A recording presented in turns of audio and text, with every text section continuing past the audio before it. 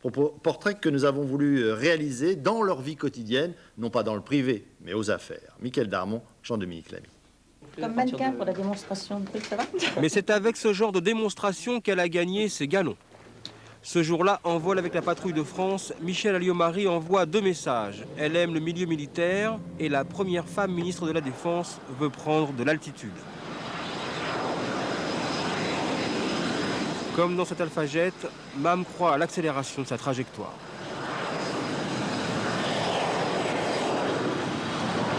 Bien. Eh ben, félicitations. Et vraiment, on est très heureux, nous. C'est moi qui suis très heureuse. Ah ben nous aussi, génial. vraiment l'honneur que vous nous faites là aujourd'hui. Après la patrouille, ce sera le saut en parachute, au point que Jacques Chirac voudrait freiner sa ministre casse-cou. C'est vrai que le président de la République est toujours un peu préoccupé quand je fais des exercices un peu trop sportifs. Au début, elle devait être surtout la ministre des Soldats, chargée de remonter le moral d'une institution restructurée en pleine crise de doute. Vous avez toute ma confiance. Je vous souhaite bon vent et bonne mer. Hôtel de Brienne, ministère de la Défense.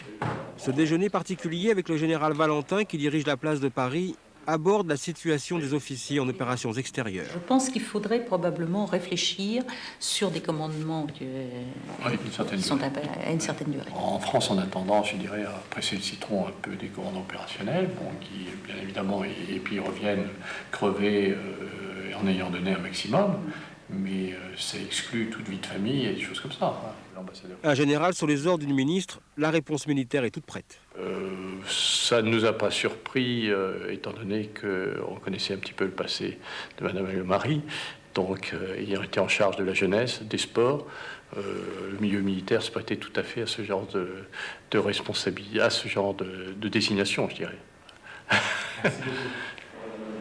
En fait, ce jour-là, elle rend une invitation, car il y a 18 mois, le même général l'accueillait au Kosovo. À peine nommée, la ministre veut montrer qu'elle n'a pas l'intention de se cantonner à l'intendance.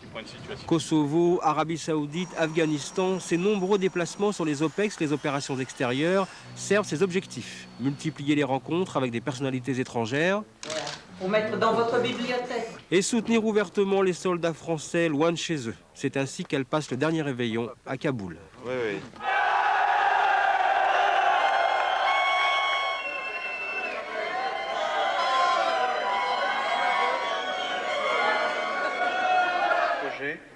Mais derrière le sourire plaqué en permanence, il y a d'abord une femme politique. Elle ne manque jamais de le rappeler à son équipe.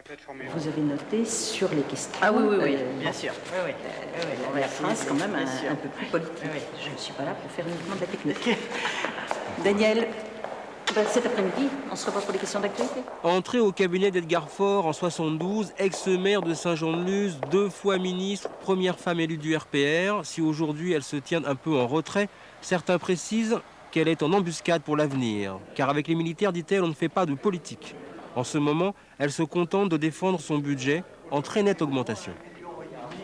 Même au dire de certains, ce serait un trop bon budget, ce qui pourrait donner aux uns et aux autres envie de venir y grignoter. Le PS lui dénonce une politique de défense confuse, notamment sur la dissuasion nucléaire.